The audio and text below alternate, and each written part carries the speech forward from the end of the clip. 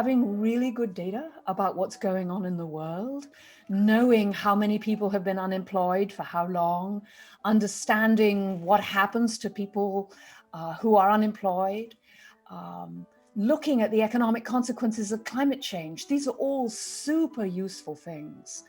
I think without some forms of economics, we'd be flying blind. We just wouldn't know what's going on. Do I think that the high theory of economics improves social welfare? I'm not so sure.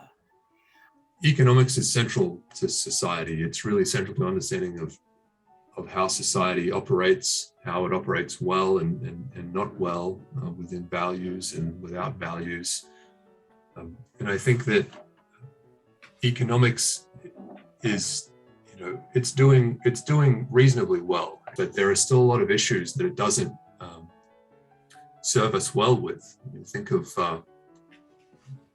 the existing issues that we're facing that are perhaps going to get worse in the future. Think of climate issues, inequality, the rise of sort of techno-authoritarian states. These are the things that economics is not helping us to perfectly tackle right now. So we do need to do better. Economists think of economics as the queen of social sciences and look down upon the other disciplines such as political science, psychology, sociology, anthropology, and the law, which is actually a huge problem. They speak with overconfidence about things.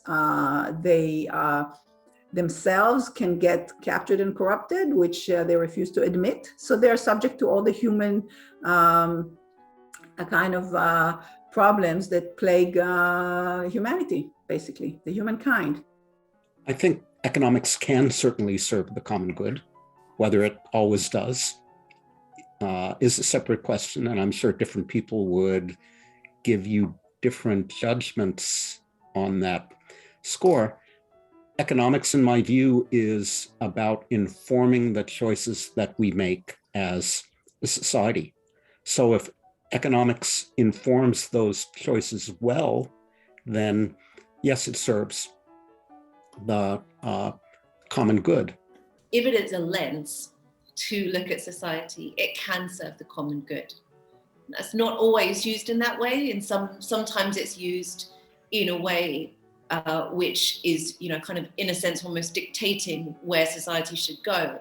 But actually, if it helps us to understand why different people act in the way that they do, or why different situations arise, then I think it can actually serve the common good. It can do, absolutely. I mean, I'm not saying that this is sort of some set of, bogus math foisted upon the world. It can be incredibly useful and incredibly illuminating. I wouldn't waste my time in large chunks of my life thinking about it and writing about it if I didn't think that was the case. But, there's the way that we think about it can also have deleterious effects. I do think the role of economics and the role of economists is to trying to achieve this good, and that's why we need to discuss what that good is. It's debatable if it is serving the common good or not. As there is this contrast, in my view, between this efficiency, this focus on market, and something else that I'm not sure economists are discussing as much as they should. One of the things that in a democratic society must be clear is that the common good is not something that pre-exists, it's something that emerges. It's something that should be the outcome of some participatory political process where everybody can voice their preferences and say, do you want more of A or more of B? What's the right trade-off? The moment you think that the common good can be defined ex ante without participation, then you say, let's make ourselves into a dictatorship, let's give all the power to economists and make them all the decisions. Of itself, if we leave people as far as possible to their own devices, then we will automatically get into a situation which is satisfactory for society. And that's the myth on which we built our whole, not just economic, but political system.